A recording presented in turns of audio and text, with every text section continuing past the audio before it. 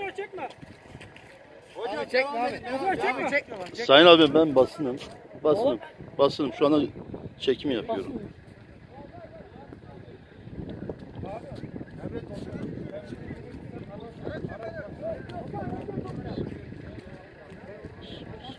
Şu aracı sağ, şoförü